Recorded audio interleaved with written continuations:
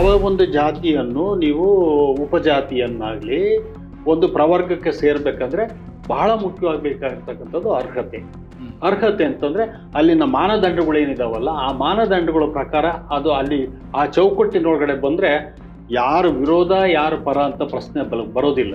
ರಾಜಕೀಯವಾಗಿ ಹಿಂದುಳಿದಿರ್ತಕ್ಕಂಥವ್ರನ್ನ ಗುರ್ತಿಸೋದು ಹೆಂಗೆ ಅಂತಕ್ಕಂಥ ಪ್ರಶ್ನೆ ಬಂದಾಗ ಅವ್ರು ಅದರಲ್ಲಿ ಹೇಳ್ತಾರೆ. ಅವರು ಅದಕ್ಕೆ ಪ್ರತ್ಯೇಕವಾದ ಆಯೋಗ ಮಾಡಬೇಕು. ರಾಜಕೀಯವಾಗಿ ಹಿಂದುಳಿದಿರ್ತಕ್ಕಂಥವ್ರನ್ನ ಗುರ್ತಿಸೋದಕ್ಕೆ ಅದಕ್ಕೆ ಪ್ರತ್ಯೇಕವಾದ ಮಾನದಂಡಗಳು ಮಾಡಬೇಕು. ಅವರ ರೆಕಮೆಂಡೇಶನ್ ಮೇಲೆ ಏನು ರಾಜಕೀಯ ಮೀಸಲಾತಿ ಕೊಡಬೇಕು ಅಂತಕ್ಕಂಥ. ಇವಾಗ ನಿಮ್ಗೆ ಇತ್ತೀಚೆಗೆ ಆಗಿರ್ತಕ್ಕಂಥದ್ದು ನೀವು ನೋಡಿದ್ರಿ, ಎಕನಾಮಿಕಲಿ ವೀಕರ್ ಸೆಕ್ಷನ್ಸ್ ಕೊಟ್ಟಿದ್ದಾರೆ. ಹೌದು, 10%. ಅದು ಸಂವಿಧಾನದ ಅಡಿಯಲ್ಲಿ ಅಲ್ಲಿ ಸಾಮಾಜಿಕ ಪ್ರಶ್ನೆ ಬರೋದಿಲ್ಲ. ಹಿಂದುಳಿದ ಸಂವಿಧಾನದ ಅಡಿಯಲ್ಲಿ ಆ ವಿಧಿ 46 ಒಳಗಡೆ ಅದನ್ನ ಸಂವಿಧಾನಕ್ಕೆ ಸಂಬಂಧಪಟ್ಟಂತೆ ಆರ್ಟಿಕಲ್ 15 ಮತ್ತು 16ಗೆ ಅಮೆಂಡ್ಮೆಂಟ್ ಮಾಡಿದ್ದಾರೆ.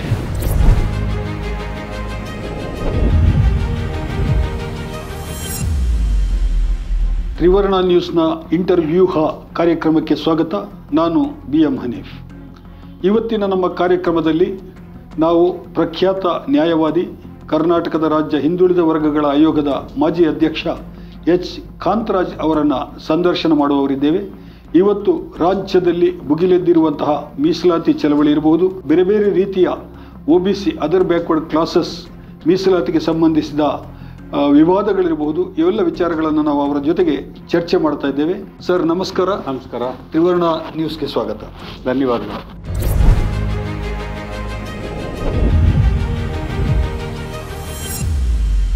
ಕಾಂತರಾಜ್ ಆಯೋಗ ಜಾತಿ ಗಣತಿ ಮಾಡಿದೆ ಅಂತ ಹೇಳ್ತಾರೆ. ಇದು ಈ ಪದ ಪ್ರಯೋಗ ಸರಿ? ನೋಡಿ, ನಾವು ಅದನ್ನ ಏನಂತ ಕರೆದಿದ್ದೀವಿ ಅಂತ ಹೇಳಿದ್ರೆ ಸಾಮಾಜಿಕ ಮತ್ತು ಶೈಕ್ಷಣಿಕ ಸಮೀಕ್ಷೆ ಅಂತ ಕರೆದಿರೋದು. ನಾವು ಅದನ್ನ ಯಾಕೆ ಇಟ್ವಿ ಹೆಸರು ಅಂತಾನು ಹೇಳ್ತೇನೆ, ಸಾಮಾಜಿಕ ಮತ್ತು ಶೈಕ್ಷಣಿಕ ಅಂತ. ಇದು ಹಿಂದುಳಿದ ವರ್ಗಗಳಿಗೆ ಸಂಬಂಧಪಟ್ಟಿರ್ತಕ್ಕಂಥದ್ದು.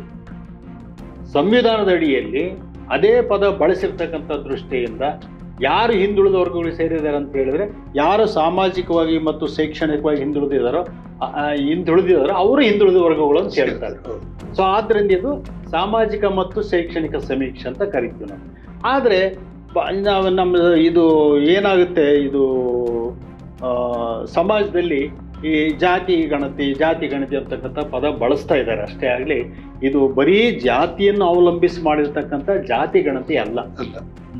ಈಗ ಇದರಲ್ಲಿ ಪಂಚಮಶಾಲಿ ವರ್ಗ ಯಾವ ಇದರಲ್ಲಿ ಬರುತ್ತೆ ಕೆಟಗರಿ? ಹಿಂದುಳಿದವರೇ ಆಗಿರ್ತಾರೆ, ಅವರು ಮುಂದುವರೆದವರಾಗಿರ್ತಾರೆ, ಯಾವ ತರದ ಒಂದು ಅಲ್ಲ. ಅವ್ರೀಗ ಪಂಚಮಸಾಲಿ ಅಂತ ಹೇಳಿ ನಮ್ಮದು ಅವ್ರ ಅಜ್ಜಿ ನಾವಿದ್ದಾಗ ಬಂದಿಲ್ಲ. ಇಲ್ಲ, ಅವ್ರು ಹೇಳ್ತಾ ಇದ್ದಾರೆ ನೋಡಿ, ಇಲ್ಲಿ ನಮಗೆ ಬೊಮ್ಮಾಯಿಯವರು ನಿನ್ನೆ ಟ್ವೀಟ್ ಮಾಡಿದ್ದಾರೆ.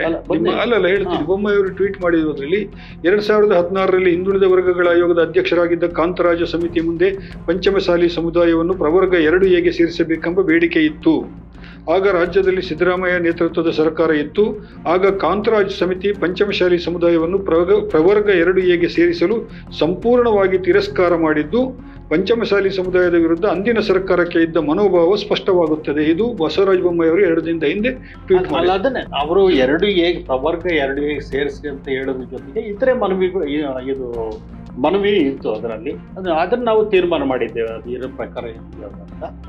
ಸೊ ಹಾಗಾಗಿ ಅವರು ನಮ್ಮನ್ನ ಸೇರಿಸೋದ್ರ ಜೊತೆಗೆ ಆಮೇಲೆ ಪ್ರವರ್ಗ 2Aಗೆ ಸೇರಿಸ್ಬೇಕಂತಕ್ಕಂಥದ್ದು ಅವ್ರ ಮನವಿ. ಈಗಲೂ ಹೇಳ್ತಾ ಇರೋದು ಅದನ್ನೇ, ಅವರು ಮನವಿ ಉದ್ದಕ್ಕೂ ಅದೇ ಇದೆ.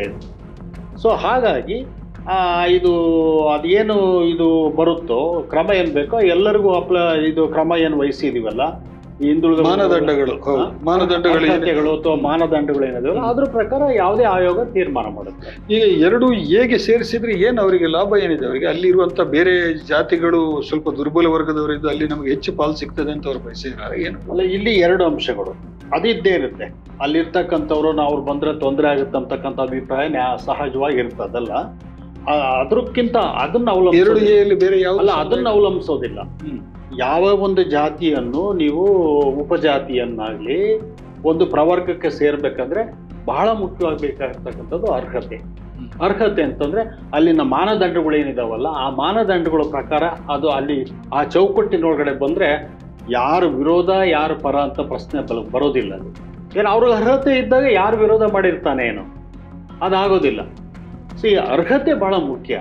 ಸೊ ಅದು ಬಂದಿರತಕ್ಕಂಥ ಮಾನದಂಡಗಳ ಒಳಗಡೆ ಅವ್ರಿಗೆ ಒಂದು ಬಂದರೆ ಅದು ನಾವೇನು ಕ್ರೈಟೀರಿಯಾ ಅಂತ ಏನು ಕರಿತೀವಲ್ಲ ಆ ಮಾನದಂಡಗಳು ಬಂದರೆ ಅದು ಅವಾಗ ಸಹಜವಾಗಿ ಯಾವುದೇ ಆಯೋಗ ಆಗಲಿ ಯಾವುದೇ ಸರ್ಕಾರ ಆಗಲಿ ಆಯೋಗ ವರದಿಯನ್ನು ಕೊಟ್ಟಾಗ ಪರಿಗಣಿಸಿ ತೀರ್ಮಾನ ಮಾಡುತ್ತೆ. ಈಗಾಗಲೇ 2-3 ಕಡೆ ನಾವು ಪತ್ರಿಕೆಗಳಲ್ಲೂ ಕೂಡ ಓದಿದ್ವಿ, ಮೋಸ್ಟ್ ಬ್ಯಾಕ್ವರ್ಡ್ ಕ್ಲಾಸಸ್ನ ಬಹಳ ಮಂದಿ ರೆಪ್ರೆಸೆಂಟೇಷನ್ ಸರ್ಕಾರಕ್ಕೆ ಕೊಟ್ಟಿದ್ದಾರೆ. ನೀವು ಪಂಚಮಸಾಲಿ ಸಮುದಾಯವನ್ನು ಅಲ್ಲಿ ಸೇರಿಸಿದ್ರೆ ನೀವು ನಮಗೆ ತೊಂದರೆ ಆಗುತ್ತೆ, ನಮಗೆ ಅನ್ಯಾಯ ಆಗುತ್ತೆ ಅನ್ನುವಂಥ ಮಾತನ್ನು ಕೂಡ ಅವರು ಹೇಳಿದ್ದಾರೆ. ಈಗ ಇದಕ್ಕೆ ಪರಿಹಾರ ಏನಾಗಿದೆ? ಈಗ ಪಂಚಮಶಾಲಿಯ ಸಮುದಾಯಕ್ಕೆ ಅರ್ಹತೆ ಇದೆಯಾ ಇಲ್ಲ ಅನ್ನೋದು ಒಂದು ಪ್ರಶ್ನೆ, ಅದು ಆಯೋಗ ನಿರ್ಧಾರ ಮಾಡಬೇಕು. ಆದರೆ ಈ ಹಿಂದುಳಿದ ವರ್ಗಗಳ ಜನಸಂಖ್ಯೆಗೂ ಕೂಡ ಈಗ ಹೆಚ್ಚು ಮೀಸಲಾತಿಯನ್ನು ಹೆಚ್ಚು ಮಾಡಬೇಕು ಅಂತ ಹೇಳಿ ಆದರೆ ಈ 50% ಕ್ಯಾಪ್ ಇದೆಯಲ್ಲ, ಇದನ್ನು ತೆಗೆಯೋದು ಹೇಗೆ? ಅದಕ್ಕೊಂದು ಪ್ರೊಸೀಜರ್ ಇದೆಯಾ? ನೋಡಿ, ಅದಕ್ಕೆ Balaji versus state of Mysuru ಅಂತ ಜಡ್ಜ್ಮೆಂಟ್ 1963ರಲ್ಲಿ ಬಂತು. ಅದು ನಾಗನಗೌಡರ ಸಮಿತಿಯ ವರದಿಯನ್ನು ಆಧರಿಸಿ ಅದು ಸರಿ ಇಲ್ಲ ಅಂತ ಪ್ರಶ್ನೆ ಮಾಡಿ ಹೋದಾಗ ಸುಪ್ರೀಂ ಕೋರ್ಟ್ನಲ್ಲಿ ಅಂತಿಮವಾಗಿ ಬರೀಬೇಕಾದಾಗ ಆ ಜಡ್ಜ್ಮೆಂಟಲ್ಲಿ ಅಲ್ಲಿನೇ ಪ್ರಾರಂಭ ಆಗಿತ್ತು. 50% ಇರಬೇಕು, ಅದಕ್ಕಿಂತ ಹೆಚ್ಚಿಗಿರಬಾರದು ಅಂತಕ್ಕಂಥದ್ದು. ಅದನ್ನೇ ಇವರು ಕೂಡ ಇಂದಿರಾ ಸಾಹ್ನಿ ಕೇಸಲ್ಲಿ 92ರಲ್ಲೂ ಕೂಡ ಒಪ್ಕೊಂಡಿದ್ದಾರೆ. ಸುಪ್ರೀಂ ಕೋರ್ಟ್ನಲ್ಲಿ ಅದು ಇದಾಯಿತು, ತೀರ್ಮಾನ ಒಪ್ಕೊಂಡಿದ್ದಾರೆ. ಬಟ್ ಅಲ್ಲಿ ಅದರ ನಂತರ ಇನ್ನೊಂದು 2010ರಲ್ಲಿ ಒಂದು ಕೃಷ್ಣಮೂರ್ತಿ ಕೇಸ್ ಅಂತ ಬಂತು. ಅದು ಕರ್ನಾಟಕದಿಂದ ಹೋಗಿರ್ತಕ್ಕಂಥ ಕೇಸು. ಅದು ರಾಜಕೀಯಕ್ಕೆ ಮೀಸಲಾತಿ ಯಾಕೆ ಕೊಡಬೇಕು ಅಂತಕ್ಕಂಥದ್ದು ಕೂಡ ಅದರಲ್ಲಿ ಹೇಳಿದ್ದಾರೆ. ಸ್ಥಳೀಯ ಸಂಸ್ಥೆಗಳಲ್ಲಿ ಎಲ್ಲ ಅದಕ್ಕೋಸ್ಕರ ಅದಕ್ಕೆ ಪ್ರತ್ಯೇಕವಾಗಿರ್ತಕ್ಕಂಥ ಆಯೋಗನೂ ಮಾಡಬೇಕು ಅಂತ ಹೇಳಿದ್ದಾರೆ. ಯಾಕೆಂತ ಹೇಳಿದ್ರೆ ಈ ಸಾಮಾಜಿಕ ಮೀಸಲಾತಿ ಅಂತ ಏನು ಕರಿತೀವಲ್ಲ, ಈ ಸಾಮಾಜಿಕ ಮೀಸಲಾತಿಯನ್ನು ಯಾವ್ದು ಕರಿತೀವಿ ಅಂತ ಹೇಳಿದ್ರೆ ಸಂವಿಧಾನದ ವಿಧಿ 15 ಮತ್ತು 16ರ ಕೆಳಗಡೆ ನಾವು ಮೀಸಲಾತಿಯನ್ನು ಕೊಡ್ತೀವಲ್ಲ, ಅದು ಸಾಮಾಜಿಕ ಮೀಸಲಾತಿ ಅಂತ ಕರೀತಾರೆ ಅದನ್ನು, ಹಿಂದುಳಿದವರಿಗೆ. ಅದಕ್ಕೆ 340 ಕೂಡ ಸೇರುತ್ತೆ ಅಲ್ಲಿ ಆಯೋಗದ ಕೆಳಗಡೆ ಮಾಡ್ತಕ್ಕಂಥದ್ದು ವಿಧಿ. ಇದಕ್ಕೆ ಈ ತೀರ್ಮಾನ ಮಾಡ್ಬೇಕಾದ್ರೆ ಏನಾಯ್ತು, ಕೃಷ್ಣಮೂರ್ತಿ ಅವ್ರ ಕೇಸ್ ಹೇಳ್ತಾ ಇದ್ದೀನಿ. ಅವರು ಈಗ ನೀವೇನು ವಿದ್ಯಾಭ್ಯಾಸಕ್ಕೋಸ್ಕರ ಸರ್ಕಾರಿ ಉದ್ಯೋಗಕ್ಕೋಸ್ಕರ ಏನೇನು ಮಾನದಂಡಗಳನ್ನ ಅಳವಡಿಸ್ಕೋತಿರೋ ಅವನ್ನೇ ರಾಜಕೀಯ ಮೀಸಲಾತಿಗೆ ಅಳವಡಿಸ್ಕೊಳ್ಳೋದು ಸರಿಯಲ್ಲ ಅಂತ ಮೊದಲನೇದಾಗಿ 2010ರಲ್ಲಿ ಹೇಳಿದ್ದ ಸುಪ್ರೀಂ ಕೋರ್ಟ್. ಆ ಜಡ್ಜ್ಮೆಂಟ್ ಇವತ್ತಿಗೂ ಇದೆ. ಸೊ ಹಂಗಾರೆ ರಾಜಕೀಯವಾಗಿ ಹಿಂದುಳಿದಿರ್ತಕ್ಕಂಥವ್ರನ್ನ ಗುರ್ತಿಸೋದು ಹೆಂಗೆ ಅಂತಕ್ಕಂಥ ಪ್ರಶ್ನೆ ಬಂದಾಗ ಅವ್ರು ಅದರಲ್ಲಿ ಹೇಳ್ತಾರೆ, ಅವರು ಅದಕ್ಕೆ ಪ್ರತ್ಯೇಕವಾದ ಆಯೋಗ ಮಾಡಬೇಕು, ರಾಜಕೀಯವಾಗಿ ಹಿಂದುಳಿದಿರ್ತಕ್ಕಂಥವ್ರನ್ನ ಗುರ್ತಿಸೋದಕ್ಕೆ ಅದಕ್ಕೆ ಪ್ರತ್ಯೇಕವಾದ ಮಾನದಂಡಗಳು ಮಾಡಬೇಕು, ಅವರ ರೆಕಮೆಂಡೇಶನ್ ಮೇಲೆ ಏನು ರಾಜಕೀಯ ಮೀಸಲಾತಿ ಕೊಡಬೇಕು ಅಂತಕ್ಕಂಥದ್ದು. ಆದ್ರಿಂದನೇ ಇವಾಗ ಸುಪ್ರೀಂ ಕೋರ್ಟ್ ಹಂಗೆ ಹೇಳಿದೆ ಅಂತ ಹೇಳಿ ಮತ್ತೆ ಕೂಡ ಸುಪ್ರೀಂ ಕೋರ್ಟ್ ಅದೇ ಮಾತನ್ನು ಹೇಳಿದಾಗ ಈಗ ಎಲ್ಲಾ ರಾಜ್ಯಗಳು, ಇಲ್ಲಿ ನಮ್ಮಲ್ಲಿ ಕೂಡ ನ್ಯಾಯಮೂರ್ತಿ ಸಮಿತಿನ ಆಯೋಗನು ಕೂಡ ಕಾರ್ಪೊರೇಷನ್ಗಳು ಲೋಕಲ್ ಬಾಡಿಗಳಲ್ಲಿ ಹಾಗೆ ಅದು ಅಲ್ಲಿ ಪ್ರತ್ಯೇಕ ಮಾಡಿದ್ರು, ಮಾನದಂಡಗಳು ಬೇರೆ ಇರಬೇಕು ಅಂತ. ಸೊ ಈಗ ಅದಾಯ್ತು. ಇನ್ನು ಪ್ರಶ್ನೆ ಬಂದಾಗ ಇದನ್ನ ಈಗಿರ್ತಕ್ಕಂಥ ಮೀಸಲ 50% ಅಂತ ಇರೋದ್ರಿಂದ ಅದನ್ನ ಜಾಸ್ತಿ ಮಾಡಕ್ ಆಗುತ್ತಾ ಆಗಲ್ವಾ ಅಂತಕ್ಕಂಥ ಪ್ರಶ್ನೆ ಸಂವಿಧಾನದ ಅಡಿಯಲ್ಲಿ. ಯಾಕಂದ್ರೆ ಯಾವ್ದು ಮಾಡಿದ್ರು ಸಂವಿಧಾನ ಚೌಕಟ್ಟಿನಲ್ಲೇ ಮಾಡ್ಬೇಕಲ್ಲ. ಸೊ ಆದ್ರಿಂದ ಸಂವಿಧಾನದ ಅವಕಾಶ ಇದೆಯಾ ಅಂತಕ್ಕಂಥ ಪ್ರಶ್ನೆ. ಸೊ ಇಲ್ಲಿ ಸಂವಿಧಾನದಲ್ಲಿ ಏನಾಗಿದೆ, ಮೀಸಲಾತಿ ಕೊಡ್ಬೇಕಂತ ಇದೆ, ಏನು ಅದಕ್ಕೆ ಅವ್ರನ್ನ ಗುರುತಿಸ್ಬೇಕು ಅಂತ ಇದೆ. ಆದರೆ ಇಷ್ಟೇ ಶೇಕಡ ಇಷ್ಟೇ ಕೊಡಬೇಕು, ಇಷ್ಟೇ % ಕೊಡಬೇಕು ಅಂತಕ್ಕಂಥದ್ದು ಎಲ್ಲೂ ಇಲ್ಲ. ಹಾಗಾಗಿ ಕೆಲವು ತೀರ್ಪುಗಳಲ್ಲಿ ಕೂಡ ಇವಾಗ ಇದರಲ್ಲೂ ಕೂಡ ನಮ್ಮ ಕೃಷ್ಣಮೂರ್ತಿ ಕೇಸಲ್ಲಿ ಕೂಡ ಅದು ಏನಾಗಿದೆ ಅಂತ ಹೇಳಿದ್ರೆ, ನಿಖರವಾಗಿರ್ತಕ್ಕಂಥ ಏನು ಮಾಹಿತಿ ಅಂಕಿಅಂಶಗಳು ಇದು ನ್ಯಾಯಾಲಯ ಮುಂದೆ ಇಲ್ಲ. ಉದಾಹರಣೆ ಇಷ್ಟೇ, ಈಗ ರಾಷ್ಟ್ರ ಮಟ್ಟದಲ್ಲಿ ಆಗ್ತಕ್ಕಂಥ ಜನಗಣತಿ ಏನಿದೆಯಲ್ಲ 1931ರ ನಂತರ ಈ ಇತರೆ ಹಿಂದುಳಿದ ವರ್ಗಗಳಿಗೆ ಸಂಬಂಧಪಟ್ಟಿರ್ತಕ್ಕಂಥ ಜಾತಿ ಹೆಸರಿನಲ್ಲಿ ಇದು ಸಮೀಕ್ಷೆ ಅಥವಾ ಜನಗಣತಿ ನಡೆದಿಲ್ಲ. ಅವ್ರು ಹೆಂಗೆ ಕೊಡೋದು ಅವ್ರ ಅಂಕಿಅಂಶಗಳು? 1872ರಿಂದ ನಮ್ಮಲ್ಲಿ ಜನಗಣತಿ ನಡೆದಿದೆ ನಮ್ಮ ದೇಶದಲ್ಲಿ. ಅದು 31 ಕಾದ ಮೇಲೆ ಹಲವಾರು ಕಾರಣಗಳಿಂದ ಮುಂದುವರಿಸಿಲ್ಲ ಅದನ್ನ. ಸೊ ಮುಂದುವರಿಸಿಲ್ದಿರೋದ್ರಿಂದ ಈ ಅಂಕಿಅಂಶಗಳು ಸಿಕ್ಕೋದಿಲ್ಲ. ಏನು ಕೊಟ್ಟರು ಕೂಡ ಇವತ್ತಿಗೂ ನಾವು ಕೆಲವು ಸಂದರ್ಭದಲ್ಲಿ ನಾವು ನೋಡ್ತೇವೆ 1931ರ ಅಂಕಿಅಂಶಗಳನ್ನೇ ಹೋಲಿಕೆ ಮಾಡ್ತಾರೆ. ಸೊ ಆ ಹಿನ್ನೆಲೆಯಲ್ಲಿ ನಿಮ್ಮ ಆಯೋಗದ ವರದಿ ಬಹಳ ಮಹತ್ವದ್ದು ಅಂತ ಹೇಳಿ ನನಗೆ ಅನಿಸ್ತದೆ. ಅಲ್ಲ, ಅದನ್ನೇ ನನ್ನ ಅಭಿಪ್ರಾಯದಲ್ಲಿ ನಮ್ಗೆ ಹೇಳ್ಬೇಕಂತ ಹೇಳಿದ್ರೆ ಏನು, ಈ ಎಲ್ಲ ಅಂಶಗಳನ್ನ ಅದರಲ್ಲಿ ಪರ್ಟಿಕ್ಯುಲರ್ಲಿ ಜಾತಿಯ ಆಧಾರದ ಮೇಲೆ ಜನಗಣತಿಯನ್ನು ಮಾಡಿದ್ದಿದ್ರೆ ಬಹುಶಃ ರಾಜ್ಯ ಸರ್ಕಾರಗಳಿಗೆ ಈ ಕೆಲಸ ಇರ್ತಿರ್ಲಿಲ್ಲ ಅಂತ ನಾನು ಅನ್ಕೋತೀನಿ. ಬಟ್ ಅದಾಗಿಲ್ಲ, ಅದಾಗಬೇಕು ಕೂಡ. ಸೊ ಅದು ಆಗ್ಬೇಕು, ಅದು ಇಲ್ದಿರೋದ್ರಿಂದ ಇದ್ರದ್ದೆಲ್ಲ ಅವಶ್ಯಕತೆ ಇದೆ ಅಂತಕ್ಕಂಥದ್ದು. ಇಲ್ಲ, ಈಗ ನಾನು ಕೇಳಿದ ಪ್ರಶ್ನೆ ಮತ್ತೆ ಬರ್ತೀನಿ. 50% ಅನ್ನ ಅದೇ ಹೇಳ್ತೇನೆ, 50% ಮಾಡೋದಿಕ್ ಆಗುತ್ತಾ ಇಲ್ಲ. ನನ್ನ ಅಭಿಪ್ರಾಯದಲ್ಲಿ ಈಗ ಸುಪ್ರೀಂ ಕೋರ್ಟ್ ತೀರ್ಪುಗಳು ಕೂಡ ಹೇಳಿದವೆ ಏನಂತ ಹೇಳಿದ್ರೆ, ನಿಜವಾದ ಅಂಕಿಅಂಶಗಳು ಅಥವಾ ನಿಖರವಾಗಿರ್ತಕ್ಕಂಥ ಅಂಕಿಅಂಶಗಳು ನೀವೇನ್ ಹೇಳ್ತೀರಲ್ಲ, ಎಂಪೆರಿಕಲ್ ಡಾಟಾ ಅಂತೀವಿ ನಾವು, ಅಂತ ಅಂಶಗಳನ್ನ ನೀವು ತಗೊಂಬಂದಿಟ್ಟಾಗ ನಾವು ಅದನ್ನು ವಿಚಾರ ಮಾಡಕ್ಕಾಗತ್ತೆ ಅಂತಕ್ಕಂಥದ್ದು ಹೇಳ್ತಕ್ಕಂಥ. ಈಗ ರಾಜ್ಯ ಸರ್ಕಾರ ಒಂದು ಮನವಿಯನ್ನು ಕೊಟ್ಟ ನೆನಪು ನನಗೆ, ಕೇಂದ್ರ ಸರ್ಕಾರಕ್ಕೆ ನಮ್ಮ 50% ಇದನ್ನ ಹೆಚ್ಚು ಮಾಡಬೇಕು ಅನ್ನುವಂಥದ್ದು. ಅದಕ್ಕೆ ಅಲ್ವಾ, ಕೊಟ್ಟಿದೆ ಅಲ್ವಾ ಒಂದು. ಅದಕ್ಕೆ ಇದು ಎರಡು ದಾರಿ ಇದೆ ನನ್ನ ಅಭಿಪ್ರಾಯದಲ್ಲಿ. 50%ಗಿಂತ ಜಾಸ್ತಿ ಮಾಡಿ ಅಂತ ಕೇಳ್ತಕ್ಕಂಥದ್ದು ಅಥವಾ ಮಾಡೋದಿಕ್ಕೆ ಎರಡು ಇದೆ. ಒಂದು ಏನಾಗಿದೆ ಅಂತ ಹೇಳಿದ್ರೆ, ಈಗ ಏನು ಇಂದಿರಾ ಸಾಹ್ನಿನೇ ಫೈನಲ್ ಬಂದಿರ್ತಕ್ಕಂಥ ಜಡ್ಜ್ಮೆಂಟ್ ಅದು ಈ ವಿಷಯದಲ್ಲಿ. ಇಂದಿರಾ ಸಾಹ್ನಿದು ಬರೀ ಉದ್ಯೋಗ ಸಂಬಂಧಪಟ್ಟಿದ್ದು, ಆಮೇಲೆ ಎಜುಕೇಶನ್ಗೆ ಬೇರೆ ಜಡ್ಜ್ಮೆಂಟ್. ಇದು ಅದರಲ್ಲಿ ಏನಾಗುತ್ತಂದ್ರೆ, ಆ ಜಡ್ಜ್ಮೆಂಟ್ ಅನ್ನು, ಸುಪ್ರೀಂ ಕೋರ್ಟ್ ಜಡ್ಜ್ಮೆಂಟ್ ಅನ್ನು ಏನು ಮರುಪರಿಶೀಲನೆ ಕೇಳ್ಬೋದು. ನಮ್ಗೆ ಅಂಕಿಅಂಶಗಳಿದೆ, ದಯವಿಟ್ಟು ಇದು ಇಷ್ಟಿದೆ, ಕರ್ನಾಟಕ ರಾಜ್ಯಕ್ಕೆ ಬಂದರೆ ಇಷ್ಟು % ಇದೆ, ನಾವು 50%ಗೆ ಇವತ್ತಿನವರೆಗೆ ಪರಿಶಿಷ್ಟ ಜಾತಿ, ಪರಿಶಿಷ್ಟ ಪಂಗಡ, ಹಿಂದುಳಿದ ವರ್ಗಗಳನ್ನ ನಾವು ಇದು ಇಟ್ಕೊಂಡಿದ್ದೇವೆ ನಿರ್ದೇಶನದ ಪ್ರಕಾರ. ಈಗ ಹಿಂಗೆ ಅಂಕಿಅಂಶಗಳಿದ್ದಾವೆ, ದಯವಿಟ್ಟು ಇದನ್ನು ನೋಡಿಕೊಂಡು ಇದಕ್ಕೆ ಸರಿ ಅಂತ ತಮಗೆ ಕಂಡ್ರೆ ಅವ್ರಿಗೆ ಅನುಕೂಲವಾಗಿ ಅದಕ್ಕೆ ಅನುಸಾರವಾಗಿ ನೀವು ಮೀಸಲಾತಿ ಇದು ಪರ್ಸೆಂಟೇಜನ್ನು ಜಾಸ್ತಿ ಮಾಡಿ ಅಂತ ಕೇಳೋದು ಒಂದು ಮಾರ್ಗ. ಅಲ್ಲ, ಇದನ್ನು ಯಾವ್ದು ಕೇಂದ್ರ ಸರ್ಕಾರ ಕೇಳಬೇಕು ಅಥವಾ ರಾಷ್ಟ್ರೀಯ ಆಯೋಗ? ಅಲ್ಲ, ಅದು ರಿವ್ಯೂ ಕೇಳಬೇಕಂದ್ರೆ ಕೋರ್ಟಿಗೆ ಹೋಗ್ಬೇಕು, ಸುಪ್ರೀಂ ಕೋರ್ಟಿಗೆ ಹೋಗ್ಬೇಕು, ಒಂದು ದಾರಿ.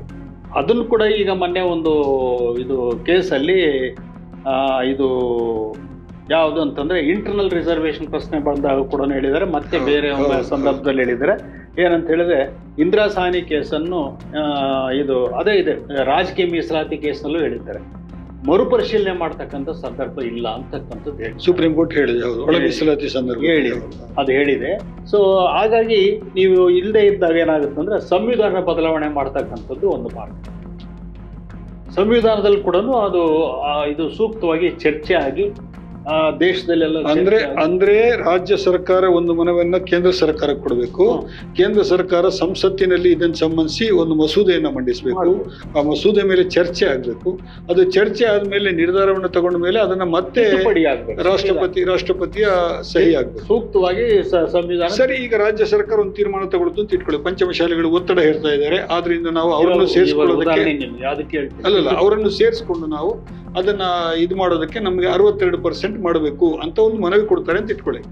ಈ ಮನವಿ ರಾಜ್ಯದ ಶಾಶ್ವತ ಹಿಂದುಳಿದ ವರ್ಗಗಳ ಆಯೋಗದ ವರದಿ ಇಲ್ಲದೆ ಅದು ಅಂಗೀಕಾರ ಆಗುತ್ತಾ? ಅದು ಅಲ್ಲಲ್ಲ, ಪರ್ಸೆಂಟೇಜ್ ಜಾಸ್ತಿ ಆಗೋದೇ ಬೇರೆ, ಪಟ್ಟಿಯಲ್ಲಿ ಸೇರೋದೇ ಬೇರೆ. ಪಟ್ಟಿಯಲ್ಲಿ ಪರ್ಸೆಂಟೇಜ್ ಜಾಸ್ತಿ ಆದ್ರೂ ಕೂಡ ಯಾವುದೇ ಸಮುದಾಯ ಕೂಡ ಪಟ್ಟಿ ಒಳಗಡೆ ಬರ್ಬೇಕಂದ್ರೆ ಅದಕ್ಕೆ ಮಾನದಂಡಗಳು ಅಪ್ಲೈ ಆಗಬೇಕು, ಅರ್ಹತೆಗಳಿರ್ಬೇಕು. ಅದರ ಪ್ರಕಾರ ಈಗ ನೋಡಿದ್ರೆ ನಮ್ಗೆ ಅಂದ್ರೆ, ನಾವು ಈಗ ಒಂದು ಸಮುದಾಯದ ವಿರುದ್ಧ ಅಥವಾ ಪರ ಮಾತಾಡೋದು ಅಂತ ಹೇಳಿ ಅಲ್ಲ, ಪಂಚಮಶಾಲಿ ಸಮುದಾಯ ಏನು ಕೇಳ್ತಾ ಇದೆ ಅದು ಈಗ ಮೀಸಲಾತಿಯನ್ನ ಹೆಚ್ಚು ಮಾಡಿದ್ರು ಕರ್ನಾಟಕದಲ್ಲಿ ಅದು ಜಾರಿಗೆ ಬಂದ್ರು, ಅಕಸ್ಮಾತ್ ಈಗ ಊಹೆ ನಮ್ದಿದು, ಸಂಸತ್ತಿನಲ್ಲಿ ಚರ್ಚೆ ಆಯಿತು, ಕಾನೂನು ತಿದ್ದುಪಡಿ ಆಯಿತು, ಕರ್ನಾಟಕದಲ್ಲಿ 62% ಮಾಡ್ರಪ್ಪ ಅಂತ ಒಂದು ತೀರ್ಮಾನ ಆಯಿತು, ರಾಷ್ಟ್ರಪತಿ ಅಂಕಿತ ಆಯಿತು. ಆದರೂ ಕೂಡ ಇಲ್ಲಿ ಪಂಚಮಶಾಲಿ ಸಮುದಾಯ ಈ ಮೀಸಲಾತಿನಲ್ಲಿ ಸೇರುವ ಸಾಧ್ಯತೆ ಕಡಿಮೆ ಇದೆ. ಅಲ್ಲ, ನಾನು ಅದನ್ನೇ ಹೇಳೋದು, ಕಡಿಮೆ ಇದೆ ಅಥವಾ ಇಲ್ಲ ಅಂತಕ್ಕಂಥ ಪ್ರಶ್ನೆ ಅಲ್ಲ ಇಲ್ಲಿ. ಈಗ ಅವ್ರು ಯಾವತ್ತು ಯಾವಾಗ ನೀವು ಇದು ಆಯೋಗಕ್ಕೆ ಯಾವ ಆಯೋಗದ ಮುಂದೆ ಹೋಗ್ತಾರೋ ಅವರಲ್ಲಿ ಹೋಗಿ ಅವರಿಗೆ ನಮಗೆ ಮಾನದಂಡಗಳು ಹೊರಗಡೆ ಬರ್ತವೆ, ಹಿಂದುಳಿದ ವರ್ಗಗಳ ಗುರುತಿಸೋದಕ್ಕೆ ನೀವೇನು ಮಾನದಂಡಗಳು ಇಟ್ಕೊಂಡಿದ್ದೀರಲ್ಲ ಅದಕ್ಕೆ ನಾವು ಸ್ಯಾಟಿಸ್ಫೈ ಮಾಡ್ತೀವಿ. ಏನು ಮಾನದಂಡಗಳು ಒಂದೆರಡು ಹೇಳಿ. ಈಗ ಉದಾಹರಣೆಗೆ ಈಗ ಮಂಡಲ್ ಕಮಿಷನ್ ಬಂದಾಗ ರಾಷ್ಟ್ರೀಯ ಸರಾಸರಿ ಆದಾಯಕ್ಕಿಂತ ಕಡಿಮೆ ಇರಬೇಕು, ಪಕ್ಕಾ ಮನೆಗಳು, ಕಚ್ಚಾ ಮನೆಗಳು, ಹೌದು ಅದೆಲ್ಲ ಇದೆ. ಈಗ ನಿಮ್ಗೆ 50 ಬಡತನದ ರೇಖೆ ಕೆಳಗಡೆ ಇದ್ದಾರೆ, ಮೇಲೆ ಇದ್ದಾರೆ. ಅದರಲ್ಲಿ ನೋಡಿ, ಸಾಮಾಜಿಕ ಹಿಂದುಳಿವಿಕೆಗೆ ಸಂಬಂಧಪಟ್ಟಿರ್ತಕ್ಕಂಥ ಪ್ರಶ್ನೆಗಳಿದ್ದಾವೆ, ಉದ್ಯೋಗ, ಆರ್ಥಿಕವಾಗಿ ಇದ್ದಾವೆ, ವಿದ್ಯಾಭ್ಯಾಸ ಕ್ಷೇತ್ರದಲ್ಲಿ ಹಿಂದುಳಿದವಿದ್ದಾವೆ, ರಾಜಕೀಯ ಕ್ಷೇತ್ರದಲ್ಲಿ ಹಿಂದುಳಿದಿರ್ತಕ್ಕಂಥವಿದ್ದಾವೆ. ಆಮೇಲೆ ಇದು ಉದಾಹರಣೆ ನೀವು ಬಿಡಿಸಿ ಹೇಳ್ಬೇಕಂತಂದ್ರೆ, ಇದು ಯಾರ್ಯಾರು ಸ್ಲಮ್ ಅಲ್ಲಿ ವಾಸ ಮಾಡ್ತಾರೆ ಅಂತಕ್ಕಂಥದ್ದು ಇದೆ. ಸೊ ಈ ಮಾನದಂಡಗಳನ್ನೆಲ್ಲ ಪರಿಗಣಿಸಿದ್ರೆ ನನ್ನ ಪ್ರಕಾರ ಪಂಚಮಶಾಲಿ ಸಮುದಾಯ ಈ ಮಾನದಂಡದ ಒಳಗಡೆ ಬರಲ್ಲ. ನಮ್ಗೆಲ್ರಿಗೂ ಗೊತ್ತಿದೆ, ಕರ್ನಾಟಕದಲ್ಲಿ ಇವತ್ತು ಈ ಸಮುದಾಯ ಬಹಳ ಶ್ರೀಮಂತ ಸಮುದಾಯ, ಅತ್ಯಂತ ಹೆಚ್ಚು ಎಜುಕೇಶನ್ ಕಾರಣಗಳು. ಇವಾಗ ನಾನೊಂದು ಹೇಳ್ತಕ್ಕಂಥದ್ದು, ಒಂದು ಸಮುದಾಯವನ್ನು ಸೇರಿಸ್ಕೊಂಡ್ರೆ ಆಗಲಿ, ಒಂದು ಸಮುದಾಯಗಳನ್ನು ಸೇರಿಸದೇ ಇರ್ತಕ್ಕಂಥದ್ದಾಗಲಿ, ಅದು ಆಯೋಗದಲ್ಲಿ ಈ ವಿವರಗಳು ಇರ್ತವೆ. ಒಂದು ನಾನೀಗ ಇನ್ನೊಂದು ಇಂಪಾರ್ಟೆಂಟ್ ಏನು ಹೇಳ್ಬೇಕಂತಿದ್ದೆ ಹೇಳಿದ್ರೆ, ಇದು ಸಂವಿಧಾನವನ್ನು ಬದಲಾವಣೆ ತಿದ್ದುಪಡಿ ಮಾಡ್ತಕ್ಕಂಥದ್ದು ಸಾಧ್ಯತೆ ಇದೆ ಅಂತ ಯಾಕೆ ಹೇಳಿದೆ ಅಂತ ಹೇಳಿದ್ರೆ, ಮೀಸಲಾತಿ ಇಷ್ಟು % ಕೊಡಬೇಕು ಅಂತ ಹೇಳೋದ್ರ ಬಗ್ಗೆ ಇವಾಗ ನಿಮ್ಗೆ ಇತ್ತೀಚೆಗೆ ಆಗಿರ್ತಕ್ಕಂಥದ್ದು ನೀವು ನೋಡಿದ್ರಿ, ಎಕನಾಮಿಕಲಿ ವೀಕರ್ ಸೆಕ್ಷನ್ಸ್ ಕೊಟ್ಟಿದ್ದಾರೆ. ಹೌದು, 10%. ಅದು ಸಂವಿಧಾನದ ಅಡಿಯಲ್ಲಿ, ಅಲ್ಲಿ ಸಾಮಾಜಿಕ ಪ್ರಶ್ನೆ ಬರೋದಿಲ್ಲ. ಹಿಂದುಳಿದ ಸಂವಿಧಾನದ ಅಡಿಯಲ್ಲಿ ಆ ವಿಧಿ 46 ಒಳಗಡೆ ಅದನ್ನ ಸಂವಿಧಾನಕ್ಕೆ ಸಂಬಂಧಪಟ್ಟಂತೆ ಆರ್ಟಿಕಲ್ 15 ಮತ್ತು 16ಗೆ ಅಮೆಂಡ್ಮೆಂಟ್ ಮಾಡಿದ್ದಾರೆ. ಈಗ ಕೇಂದ್ರ ಸರ್ಕಾರ 10% ಅನ್ನ ಏನು ಹೇಳ್ತಲ್ಲ, ಇದು ಏನಂತಾರೆ ಅದಕ್ಕೆ ಇಂಗ್ಲಿಷ್ ನಲ್ಲಿ EWS, ಎಕನಾಮಿಕಲಿ ವೀಕರ್ ಸೆಕ್ಷನ್, ಹಿಂದುಳಿದವರು ಅಂತ ಹೇಳ್ಬಿಟ್ಟು. ಇದರಲ್ಲಿ ಕರ್ನಾಟಕದಲ್ಲಿ ಎಷ್ಟು ಸಮುದಾಯಗಳು ಒಳಗೊಳ್ಳುತ್ತವೆ ಈ 10% ರಿಸರ್ವೇಶನ್? ಅದರಲ್ಲಿ ಎಷ್ಟು ಜಾತಿಗಳು ಸೇರ್ತವೆ ಅಂತ ಹೇಳೋದಕ್ಕಿಂತ ಅದನ್ನ ಈ ರೀತಿ ಹೇಳಿದ್ದಾರೆ. ಏನಂತ ಹೇಳಿದ್ರೆ, ಈಗಾಗಲೇ ಯಾರು ಮೀಸಲಾತಿ ಪಟ್ಟಿ ಒಳಗಡೆ ಸೇರ್ಪಡೆ ಆಗಿಲ್ವೋ ಅವರೆಲ್ಲರೂ ಕೂಡ ಅಲ್ಲಿರ್ತಕ್ಕಂಥ ಮಾನದಂಡಗಳಿಗೆ ತೃಪ್ತಿಪಡಿಸಿದ್ರೆ EWS ನಲ್ಲಿ ಸೇರ್ತಾರೆ ಅಂತ ಹೇಳ್ಬಿಟ್ಟು. ಅಂದ್ರೆ ಈಗ EWS ನಲ್ಲಿ ಈಗಾಗಲೇ ಲಿಂಗಾಯತರು ಮತ್ತು ಒಕ್ಕಲಿಗರು ಸಂಪೂರ್ಣವಾಗಿ ಇಲ್ಲಿ ಹಿಂದುಳಿದ ವರ್ಗದವರು ಅಂತ ಪರಿಗಣನೆ ಆಗಿರೋದ್ರಿಂದ ಅವರನ್ನು EWS ಕನ್ಸಿಡರ್ ಮಾಡ್ಲಿಕ್ಕೆ ಆಗಲ್ಲ. ಇವತ್ತು ಬಹುಶಃ ನನಗೆ ಗೊತ್ತಿದ್ದಾಗ ಕರ್ನಾಟಕದಲ್ಲಿ ಈ ಮೀಸಲಾತಿ ಪಟ್ಟಿನಲ್ಲಿ ಇಲ್ಲದೆ ಇರೋರು ಬಹುಶಃ ಬ್ರಾಹ್ಮಣರು, ನಗರ್ತರು, ವೈಷ್ಣವರು, ಮೊದಲಿಯರು, ಈ ತರದ ಕೆಲವು ಈ ಒಳಗಾಗಿ ಮೀಸಲಾತಿ ಒಳಪಟ್ಟಿಲ್ವೋ. ಸಹಜವಾಗಿ ಬ್ರಾಹ್ಮಣರು ಉಳ್ಕೊಂಡಿದ್ದಾರೆ. ಒಂದು ಆಮೇಲೆ ಅವ್ರಿಗೆ ಇಷ್ಟು ಎಕರೆ ಜಮೀನ್ ಇರ್ಬೇಕು, EWS ಸೇರ್ಬೇಕಾದ್ರೆ ಇರಬಾರ್ದು ಅಂತಲೇ ಇದೆ. ಸೊ ಅವರು ವಾಸ ಸ್ಥಳದ್ದು ಪ್ರಾಮುಖ್ಯತೆ ಬರುತ್ತೆ. ಇವೆಲ್ಲ ಒಂದು 3-4 ಮಾನದಂಡಗಳಿದಾವೆ. ಅದು EWS ಒಳಗಡೆ ಬರ್ಬೇಕಂದ್ರೆ ಈಗ ಮೀಸಲಾತಿ ಸಿಕ್ಕಿರಬಾರ್ದು, ಆ ಮಾನದಂಡಗಳ ಒಳಗಡೆ ಅವ್ರು ಬರ್ಬೇಕು, ಅವಾಗ EWS ನಲ್ಲಿ ಕೇಳಕ್ ಬರ್ತದೆ. ಸರಿ, ಇದು ಬಹಳ ವಿಶೇಷವಾದಂತಹ ಮತ್ತು ಬಹಳ ಸ್ಪಷ್ಟವಾದಂತಹ ವಿವರಗಳನ್ನು ನಮಗೆ ತಿಳಿಸಿದ್ದೀರಿ. ತುಂಬಾ ಸಂತೋಷ. ನಿಮ್ಮ ವರದಿ ಏನು, ನೀವು ಒಂದು ವರದಿ ಕೊಟ್ರಿ, ಅದನ್ನ ಜಾತಿ ಗಣತಿ ವರದಿ ಅಂತ ಹೇಳಿ ಹೇಳ್ತಾರೆ. ಇದು ಏನು ರಾಜಕೀಯ ಮೇಲಾಟದ ಒಂದು ದಾಳವಾಗಿ ಬಳಕೆ ಆಗ್ತಿದೆ ಅಂತ ಅನಿಸ್ತಾ ಇದೆ ನಿಮ್ಗೆ? ಇವತ್ತು ಆಯೋಗನ ನೇಮಕ ಮಾಡಿದ್ರು ಸರ್ಕಾರ, ಆಯೋಗಕ್ಕೆ ಈ ಒಂದು ಜವಾಬ್ದಾರಿಯನ್ನು ಕೊಟ್ಟರು, ಈ ತರ ಒಂದು ಸಮೀಕ್ಷೆಯನ್ನು ಮಾಡಿ ಒಂದು ವರದಿಯನ್ನು ಕೊಡ್ರಿ ಅಂತ. ಸೊ ಆಯೋಗ ಆ ಕೆಲಸವನ್ನು ಮಾಡಿ ವರದಿಯನ್ನು ಸರ್ಕಾರಕ್ಕೆ ಈಗ ನಾನು ಬಿಡಬೇಕಾದ್ರೆ ಕೊಡ್ಲಿಕ್ಕೆ ಆಗಲಿಲ್ಲ. ಸೊ ಈಗ ನಂತರದಲ್ಲಿ ಬಂದಿರತಕ್ಕಂಥ ಆಯೋಗ ಸರ್ಕಾರಕ್ಕೆ ತಲುಪಿಸಿದೆ. ಈಗ ಸರ್ಕಾರದ ಮಟ್ಟದಲ್ಲಿ ಜಯಪ್ರಕಾಶ್ ಹೆಗಡೆ ಈಗ ನಾವು ಅವರ ಅವಧಿನಲ್ಲಿ ಕೊಟ್ಟಿದ್ದಾರೆ, ಸರ್ಕಾರಕ್ಕೆ ತಲುಪಿಸಿದ್ದಾರೆ. ಸೊ ಅದರ ನಂತರ ಈಗ ನಾವು ಕೇಳ್ತಕ್ಕಂಥದ್ದು, ಇದು ವಿರೋಧ ಅಪರಾಧಗಳ ಮಧ್ಯೆ ಕೂಡ ಸರ್ಕಾರ ಇಲ್ಲ ನಾವು ಇದನ್ನ ಜಾರಿ ಕೊಡಬೇಕಂತ ತೀರ್ಮಾನ ಮಾಡಿದ್ವಿ ಅಂತಕ್ಕಂಥ ಹೇಳಿಕೆಗಳು ಕೂಡ ನಾವು ಪತ್ರಿಕೆಗಳಲ್ಲಿ ನೋಡ್ತಾ ಇದ್ದೇವೆ.